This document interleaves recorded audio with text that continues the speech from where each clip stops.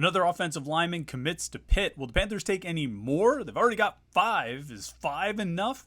We'll talk about that. Plus, look at where Pitt's recruiting class stands after the latest commitment, and we head into July here on the Morning Pitt on youtube.com/Panther-Lair.com.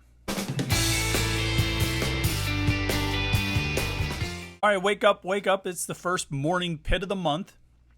It's July 3rd, but obviously we didn't do one on the 1st or 2nd. It's youtube.com/Panther-Lair.com. I'm Chris Peak from Panther-Lair.com, Panther-Lair.com, Pittsburgh.rivals.com.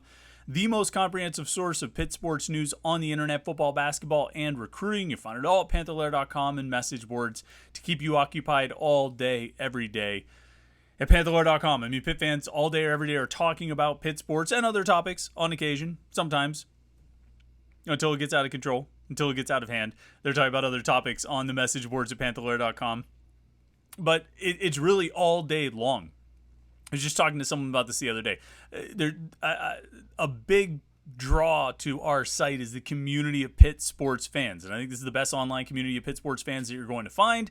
And they're right there at Panther-Lair.com. All day, every day, they're talking about Pitt sports, whether it's football, it's basketball, it's recruiting. We give them tons of content to consume and talk about, and they go to the message boards and talk about it. And I shouldn't say we and they, me and Jim Hammett and Houston Wilson and everybody else who writes for the site. We're all on there all day, every day, too, getting into it on the message board. So if you're a Pitt fan, you want to talk to other Pitt fans, you need to go check it out. Panther-Lair.com, Pittsburgh.rivals.com.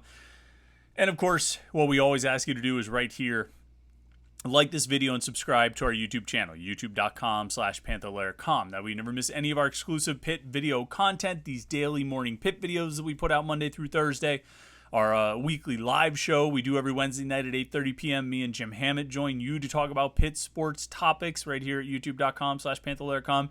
You don't want to miss any of that stuff, so subscribe to our YouTube channel. And if you turn on notifications, you'll get an alert sent to your phone every time we post something new. You won't miss it right here, youtube.com/Panther-Lair.com. So like and subscribe, like and subscribe, like and subscribe. Now, if you liked and you subscribed, or if you just have watched these videos, we talked a lot last week heading into Friday night's commitment announcement.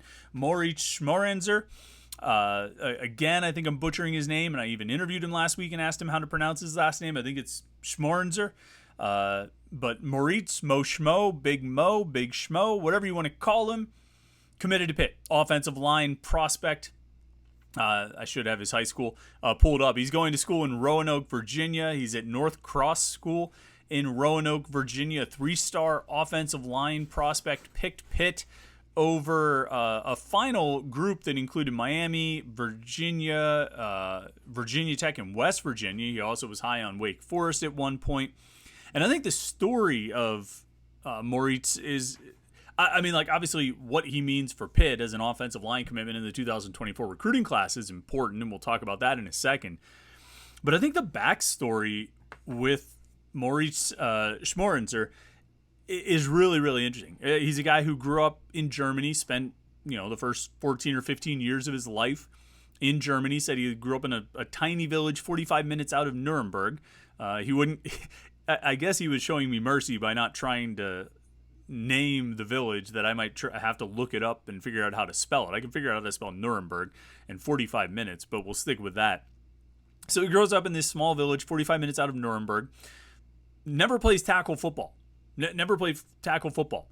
He played flag football for a few years, but never anything tackle-wise. And at one point, he puts a video out there on Twitter. Someone notices it, an organization that helps European football players find a high school in America to pursue American football dreams, I guess. And they say, well, at your size, you probably could get an opportunity over there. So he says, okay, let's do it. And they found 2 high schools that would be willing to take him. One was a school in Texas that he said never won any games. They were like won 1 game a year or something. And then the other was this, what did I just say the school was called? North Cross School in Roanoke, Virginia. And right before he leaves, over the summer before he leaves, to move here, to move to Roanoke, I guess, in August of 2021, he spends the summer working on some tackling drills, but that's about it. And he arrives as a 6'4", 180-pound wide receiver. That's what Moritz Schmoranzer came to America as a 6'4", 180-pound wide receiver. Now, he starts putting on weight almost immediately. He gets bigger. He's playing tight end. He's playing wide receiver. But when he was playing flag football in Germany, he was playing as a wide receiver. That's what he did. Fast forward 2 years, he's still around 6'4", but he's 280 pounds. And he's still got some of that athleticism that made him a wide receiver prospect. He's still got some of that ability to move, as evidenced by the fact that Dave Borbely thinks he could fit at any one of the offensive line positions, either the tackle spots, either the guard spots, or even as a center, which 6'4" is kind of an ideal height for that if he's actually 6'4". It's pretty good height for a center, pretty good height for a guard, and could even be passable for a tackle if he's athletic enough to move out there on the edge. So it's a pretty interesting transformation that he goes through to get from being a 6'4", 180-pound German wide receiver playing flag football. Actually, I should say a 6'4", 180-pound wide receiver playing German flag football to a 6'4", 280-pound Power 5 offensive line prospect. But that's what Moritz Schmoranzer is now. He's grown into that size, and as I say, he earned a lot of Power 5 interest. Power 5 offers, Pitt, Miami, Virginia Tech, Wake Forest, West Virginia. And his story is very interesting because early in May, I should say, get the exact date down here. It was early in May. There it is. Actually, late April. And Moritz Schmoranzer was down to Virginia Tech and Wake Forest. And you can see that he had tweets that those are his last two, his final two. He had, there are articles written about it that he was down to these two schools, that he was going to commit to either Virginia Tech or Wake Forest. And he went so far as to have his parents come in from Germany. His parents still live in this tiny village 45 minutes outside of Nuremberg. His parents come in from Germany so they can visit these schools with him as he prepares to make his college decision, Virginia Tech or Wake Forest. And it was pretty much going to be Wake Forest.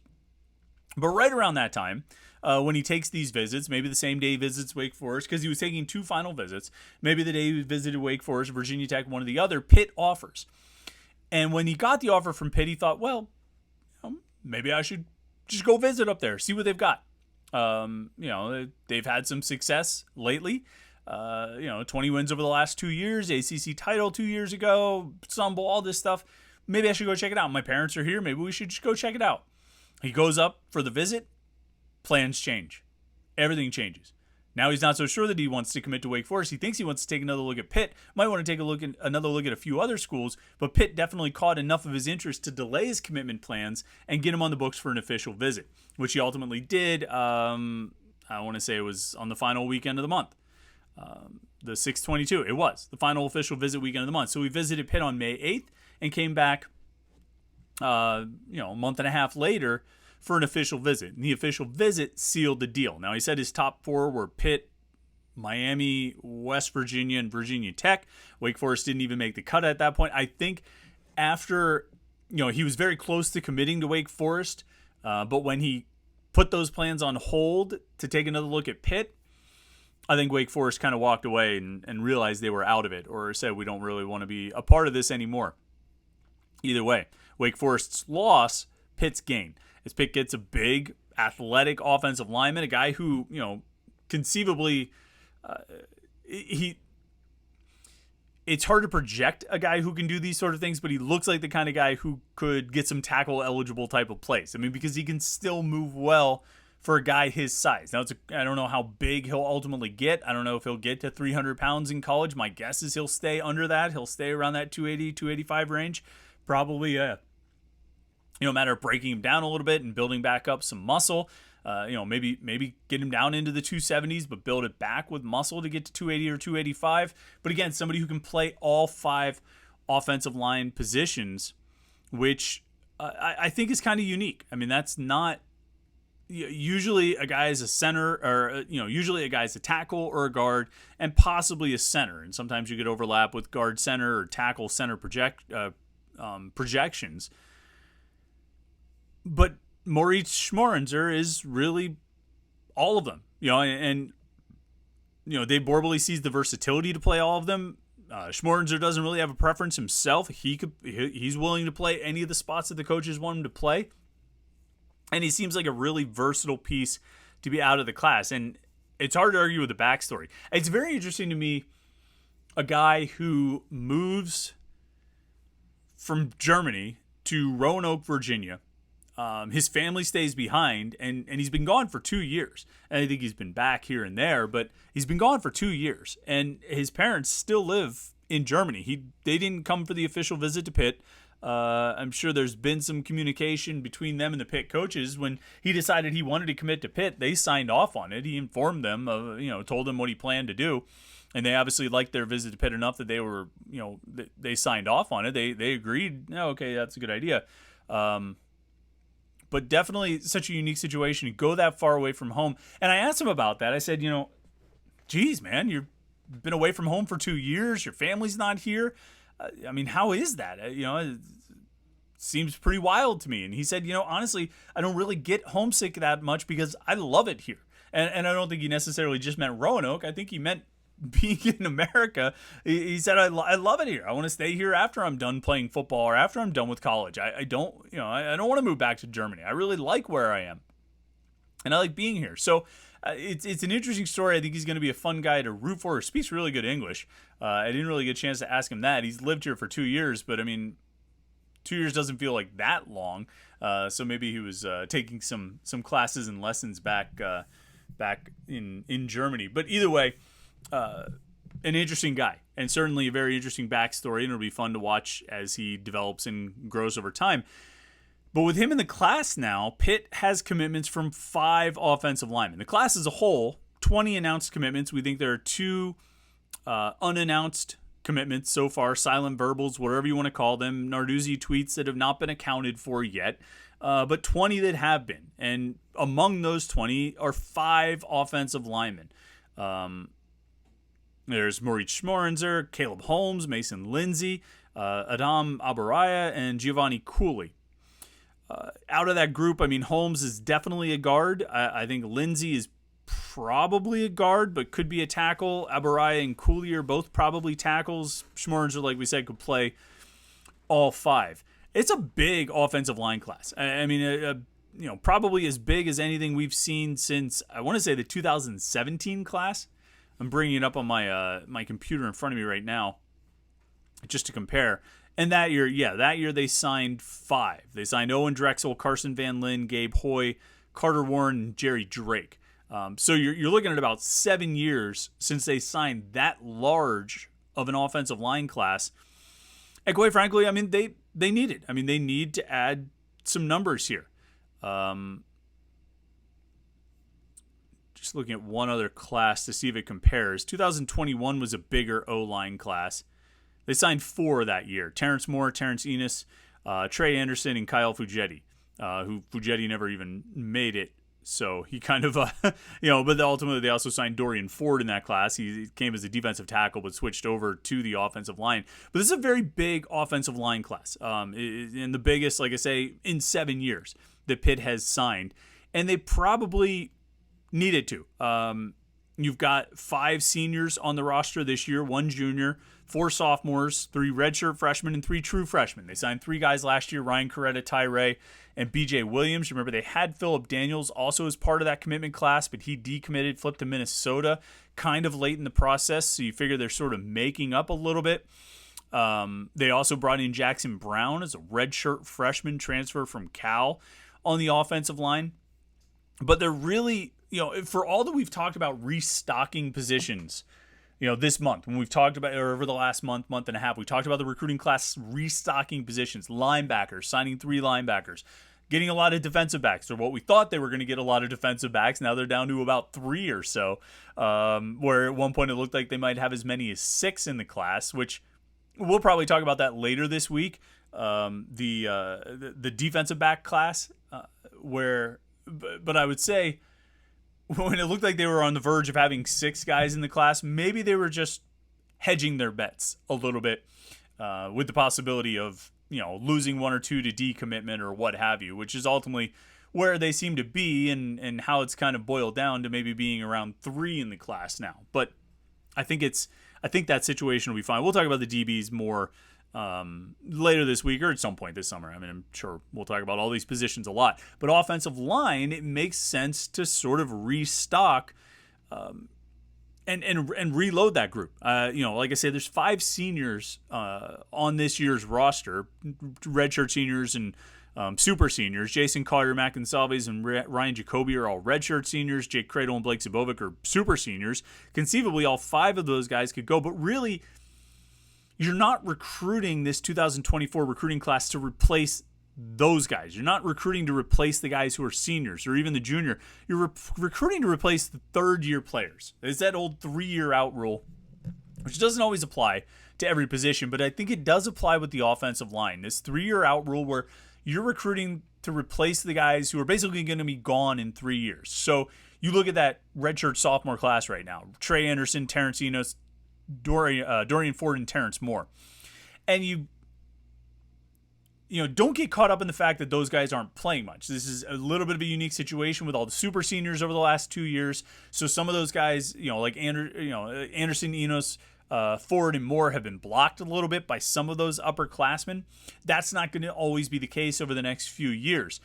Ultimately, guys from that class, and then Ryan Baer and Jackson Brown and Isaiah Montgomery, guys from those 2 classes are going to be your main linemen. You want to have that next group ready when those guys cycle out. So this past year's, the current true freshmen, Ryan Coretta and Tyree and BJ Williams, plus these 5 guys in this class, Abaraya and Cooley and Holmes and Lindsey and now Schmoranzer. You want to have those guys ready. You can't recruit for next year. With offensive, I should say it a different way. You don't want to recruit for next year. If you're recruiting offensive linemen for next year, you're in trouble. If we're talking about high school guys, if you're recruiting for, if you're recruiting the transfer portal for next year, that makes sense. If you're recruiting high school offensive linemen for next year, you're going to be in trouble. That means you have some holes in your roster, some holes in your recruiting, and you are going to be relying on freshmen next year, which you don't really want to do. You're recruiting for 3 years from now. 3 years from now, Holmes and Schmoranzer and Lindsey and Abaraya and Cooley and Tyree and BJ Williams and Ryan Coretta, these guys should be ready 3 years from now. And that's where and you should have some gaps in the roster that need to be filled in. That's what you're recruiting for. So you take a big offensive line class because you're going to need them 3 years from now. You're going to need those guys, or at least, and I mean, we don't want to pretend like Pitt's going to hit on every one of these 5 offensive linemen, but you can if you hit on 3 out of the 5, then you're going to be pretty well set when that 2026 season rolls around. And these guys are redshirt sophomores or juniors.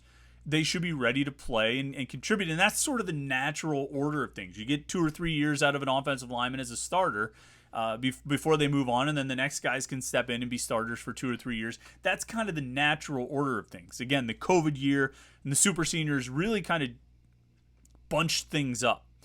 Maybe more along the offensive line than any other position, I think, because I think linemen are, at least at Pitt, have been really inclined to stay. I mean, you think about Carter Warren and Marcus Minor and Gabe Hoy and Owen Drexel all coming back. Now Jake Cradle and Blake Zabovic both coming back. We'll see next year if a Collier or a Gonsalves or a Jacoby decide to come back. But I mean, year after year, a lot of offensive linemen have stayed. Now that we're going to cycle out of those super seniors. I mean, if you look at the scholarship board now, Collier, Gonsalves, Jacoby, and then Branson Taylor could all be super seniors because Taylor was in the class of 2020, I want to say. But then Trey Anderson, Terrence Enos, Dorian Ford, Terrence Moore, they were all the class of 2021. So they're not going to have that super senior year available to them. So you are going to move past this point of having all these guys come back and create these log jams, and you're going to get back into the natural sort of order of offensive line recruitment and development over time. Now, the transfer portal will remain an element here, a factor that has to be considered and will be in play. You don't want to necessarily say it's a handicap or an obstacle. There's a lot of benefits to it, but that's going to continue to be a factor that might sometimes upset the natural order of things. But more, for the most part, I would say for schools like Pitt, you're going to be looking at that sort of 3-year cycle of guys. That's where you want to be. And so, when you're in a year like this and you've got a big class that you can take, a lot of scholarships available, if you can get a bunch of offensive linemen, you go get them. And I think they've got some pretty good ones here. 2 insight guys in Cooley and Abaraya. Lindsey's an intriguing lineman out of DeMatha. I'm not really sure what to expect from him. He missed, I think, all of last season with an ACL injury. So really curious to see what his senior season looks like. Schmoranzer, like we talked about, is an athletic guy who can play all 5 spots. And then Holmes, low-key might be the best recruit in the class. And I'm not just talking about offensive linemen. I'm talking about the entire class. He's up there. He's really high on the list of the prospects in this class. He's one of the best guys they've landed, I think. And I like this class a lot. I probably like this class more than a lot of people, I think, more than some Pitt fans, I think. I think this class has some really good players in it. I think Caleb Holmes might be the best overall prospect in the class. I think we've got him underrated as a high 3-star. I think he needs to be in 4-star range, and the Rivals analysts are going to get tired of hearing me say that. But that's just the reality of it. Anyway, so that's the offensive line class up to 5 now. We'll be keeping an eye on Ryan Howerton, the 4-star offensive line prospect who visited the same weekend as Moritz Schmoranzer. He announced a top 5. I had it up. Darn it. I knew I should have kept that open. But he'll be announcing his commitment on July 15th. And his top 5 are Pitt, Maryland, West Virginia, Virginia Tech. What is that logo? This is embarrassing. I don't know what his 5th school is. I can't tell from the logo. Oh well. It's going to be Pitt, Maryland, West Virginia, or Virginia Tech. Whoever that 5th school is. Wow, that's pretty bad. It's what is it? Man. That's oh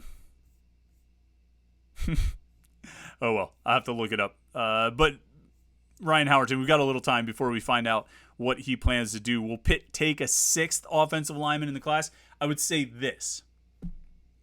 I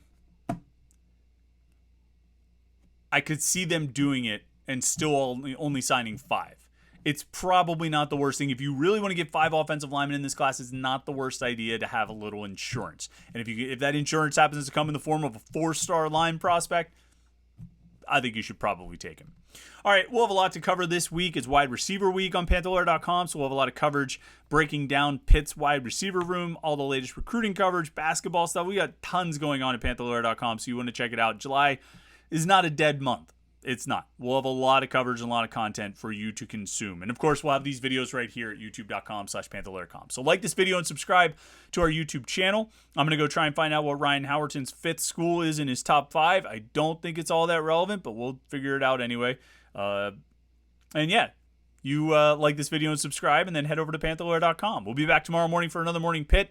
Until then, have a great Monday, great start to the week. Hope your weekend went well. And we'll catch up with you tomorrow on the 4th of July. Here on the Morning Pitt, youtube.com/Panther-Lair.com.